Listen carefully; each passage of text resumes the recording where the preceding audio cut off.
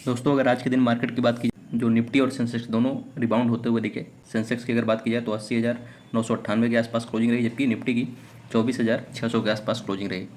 वहीं अगर percentage terms में बात किया जाए तो सेंसेक्स लगभग 0.32% के आसपास इंक्रीज होते हुए दिखा आज के दिन। और वहीं अगर निफ्टी की बात करें लगभग 0.32, मतलब लगभग सेम ही दोनों परसेंटेज टर्म्स में इंक्रीज होते हुए दिखे, हरे निशान पर ट्रेड करते हुए दिखे। और लगभग 3 दिन जो लगातार डिक्रीज देखने को मिला था या गिरावट देखने को मिली थी, उसको आज आखिरकार लगाम लग गया। सेंसेक्स की बात की जाए तो 260 पॉइंट के आसपास की इंक्रीज हुई और क्लोजिंग 80,998 की रही। जबकि निफ्टी की अगर बात करें तो निफ्टी में लगभग 77.7 पॉइंट्स की इंक्रीज हुई और क्लोजिंग 24,620 के लेवल पर हुई आज के दिन। इसके बाद कुछ नेशनल और इंटरनेशनल न्यूज़ जो स्टॉक्स के लिए रिलेवेंट है। आरबीआई की जो मॉनेटरी पॉलिसी मीटिंग होने वाली है 6 जून को, उससे रिलेटेड यहाँ पे इन्फॉर्मेशन शेयर की गई है। बैंक ऑफ बड़ौदा का रिपोर्ट है, जो 10 ईयर बॉन्ड यील्ड है वो अगर आरबीआई रेट कट कर देती है तो हो सकता है कि और डिक्रीज हो जाए। तो इसको रिलेशन को समझेंगे कि रेट कट होने से बॉन्ड यील्ड्स कैसे डिक्रीज होंगे, ये चीज़ समझेंगे। मान लीजिए कि आरबीआई अपने मॉनेटरी पॉलिसी मीटिंग जो होने वाली है उसमें रेट्स कट कर देते हैं, तो रेट्स कट कर दिए तो क्या होगा, आरबीआई रेट कट कर देगा, मतलब इंटरेस्ट रेट कम हो गया। अब इन्वेस्टर्स को यहाँ पे बैंक्स जो हैं उनमें जो इन्वेस्टमेंट कर रहे थे, अब उनको उतना ज़्यादा रिटर्न नहीं मिल रहा होगा, तो उसके लिए वो अदर ऑप्शंस ढूंढेंगे कहाँ वो इन्वेस्टमेंट कर सकते हैं। तो एक ऑप्शन है कि स्टॉक मार्केट, दूसरा ऑप्शन है बॉन्ड मार्केट। स्टॉक मार्केट में इन्वेस्टमेंट के लिए सबसे बड़ी प्रॉब्लम यह है कि यहाँ वॉलेटिलिटी बहुत रहती है, कोई फिक्स रिटर्न्स नहीं रहते हैं और रिस्क भी बहुत ज़्यादा हाई रहता है। जहाँ पर रिस्क ज़्यादा वहीं रिटर्न ज़्यादा। तो स्टॉक मार्केट में रिटर्न भले ज़्यादा है बट रिस्क भी बहुत ज़्यादा है। बट बहुत लोग होते हैं कि रिस्क लेना ही नहीं चाहते, वो सेफ ऑप्शन चूज करते हैं इन्वेस्टमेंट का। तो उनके लिए बॉन्ड जो मार्केट है वहाँ पर उनको सेफर ऑप्शन है और कंटिन्यू फिक्स रिटर्न मिलता रहता है। तो ये चीज़ हमने डिस्कस कर ली कि अगर इंटरेस्ट रेट डिक्रीज होंगे तो इसकी वजह से बॉन्ड मार्केट में लोग जाना शुरू कर देंगे, क्योंकि वहाँ फिक्स रिटर्न मिलता है और स्टेबल माना जाता है। तो बॉन्ड मार्केट में जाना शुरू करेंगे तो बॉन्ड्स जो ऑलरेडी इशू किए जा चुके हैं गवर्नमेंट के द्वारा, गवर्नमेंट एक्चुअली बॉन्ड कैसे इशू करती है ये पहले समझना इंपॉर्टेंट हो जाता है। कि बॉन्ड इशू करती है, मान लीजिए इसका 100 रुपये वैल्यू है बॉन्ड का, और गवर्नमेंट ने प्रॉमिस किया लोगों से जिनको इशू किया था या जो इन्वेस्ट किए थे बॉन्ड्स में, उनको प्रॉमिस किया कि 100 रुपये का बॉन्ड हम खरीद आपको दे रहे हैं और इसके भी यहाँ पे हर साल 10% के आसपास का आपको ब्याज देंगे। मतलब 10% के आसपास का ब्याज, मतलब 10 रुपये पर साल इनको मिल रहा होगा। बट जब रेट कम होने की वजह से इन्वेस्टर्स बॉन्ड की तरफ जा रहे होंगे तो वहाँ पे बॉन्ड्स की डिमांड बढ़ जाएगी। बॉन्ड्स की डिमांड बढ़ जाएगी तो जो लोग बॉन्ड होल्ड कर रहे होंगे तो वो इसको इंक्रीज़ कर देंगे, प्राइस को इंक्रीज़ कर देंगे। मतलब 100 रुपये की जगह वो बोलेंगे कि हम 110 रुपये का देंगे, बॉन्ड जो है बेचेंगे। तो 110 रुपये का अगर बॉन्ड बेचेंगे तो जो ले रहा है इंसान, जो बॉन्ड्स को खरीद रहा है अभी सेकेंडरी मार्केट में, उनको रिटर्न तो केवल 10 ही रुपये का मिलने वाला है जो गवर्नमेंट ने प्रॉमिस किया है। बट उनके लिए जो प्राइस है बॉन्ड का वो 110 रुपये का है। तो अब कितना हुआ, उनके लिए जो यील्ड है वो कितना हुआ, लेस देन 10%, मतलब लगभग 9% के आसपास यील्ड हुआ। जितना बॉन्ड्स के प्राइसेस बढ़ेंगे, क्योंकि डिमांड जितना ज़्यादा बढ़ेगी बॉन्ड्स की उतने ज़्यादा प्राइसेस इंक्रीज होंगे, प्राइसेस इंक्रीज होंगे तो उतना ही ज़्यादा बॉन्ड यील्ड डिक्रीज होगी। ओवरऑल अगर समराइज़ किया जाए तो क्योंकि इंटरेस्ट रेट कट होंगे तो इन्वेस्टर जो हैं बॉन्ड मार्केट की तरफ जाएंगे।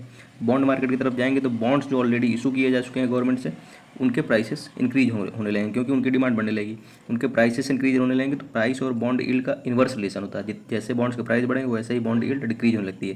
तो जैसे बॉन्ड्स के प्राइस बढ़ेंगे क्योंकि डिमांड बढ़ गई है तो बॉन्ड यील्ड्स जो है डिक्रीज होने लगेगी। बस सिंपल सा ये आपको इक्वेशन या रिलेशन समझना है। इसके बाद अगली जो न्यूज़ है इसका रीजन्स भी बताएं कि ऐसा क्यों होने वाला है। स्टील डिमांड आने वाले टाइम में या आने वाले 2-3 सालों में क्यों बढ़ने वाली है। Consumption of stainless steel reached 4.8 million turns, मतलब लगभग 48 लाख टन्स के आसपास जो है फाइनेंशियल ईयर 25 में स्टील्स का जो कंजम्पशन हुआ इंडिया में वो 48 लाख टन्स के आसपास हुआ। बट इसको आगे आने वाले टाइम में उम्मीद है कि 8% पर एनम के हिसाब से ये डिमांड जो है बढ़ने वाली है।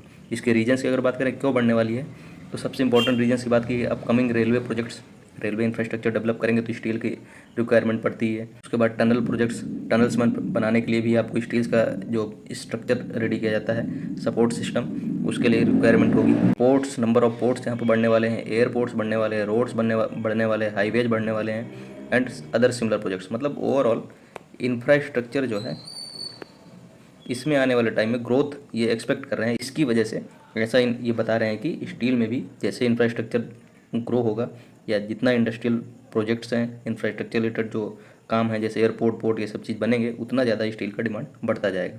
तो वही इन्होंने बताया कि आने वाले टाइम में 8% पर एनम के हिसाब से जो स्टील का डिमांड है वो बढ़ता रहेगा।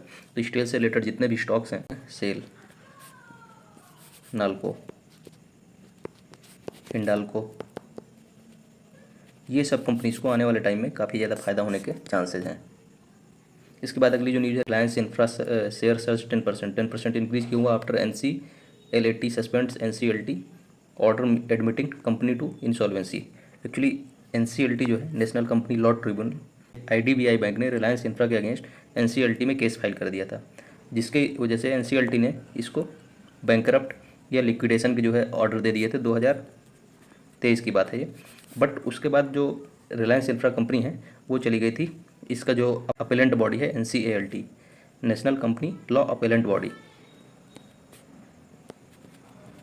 यहाँ चली गई। तो इन्होंने अभी आज के दिन ऑर्डर पास किया है कि ऐसा कुछ केस नहीं है। इन्होंने जो लिक्विडेशन का प्रॉब्लम था, जिस कंपनी से इन्होंने कर्ज लिया था उसको रीपे कर दिया था, ये आपने सही से जांच नहीं किया और इसमें कोई भी लिक्विडेशन या बैंकरप्सी के चार्जेस नहीं लगाए जा सकते हैं।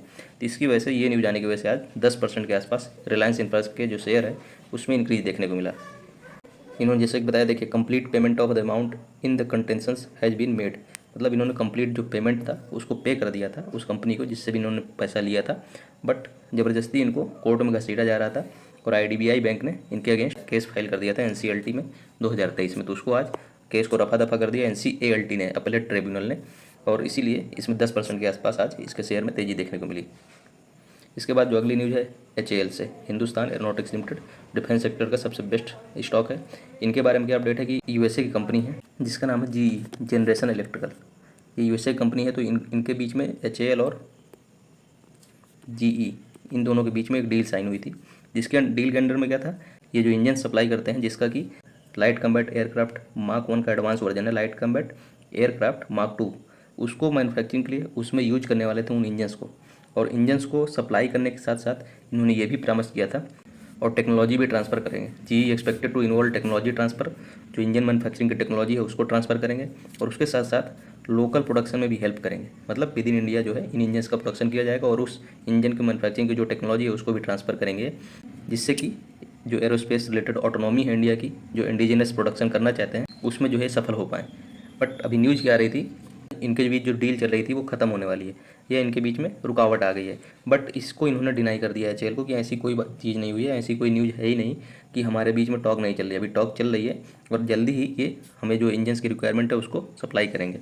तो ये चीज़ जो रूमर्स चल रहे थे मार्केट में कि इनकी जो HAL और GE की जो कि इंजन सप्लाई के लिए डील थी वो ख़त्म हो चुकी है, इसको डिनाई किया इन्होंने। इसके लिए इन्होंने प्रेस रिलीज में अपने अपडेट शेयर किए कि ऐसा कोई कुछ नहीं हुआ है, डील चल रही है और आने वाले टाइम में ये हमको इंजन सप्लाई करने वाले हैं, जिसकी वजह से हम तेजस मार्क 2 जो जेट एयरक्राफ्ट है इंडिया का, और उसको जो है बना पाएंगे और इंडियन एयरफोर्स को वो डिलीवर कर पाएंगे टाइमली। ये कुछ अपडेट्स थे आज स्टॉक मार्केट से रिलेटेड।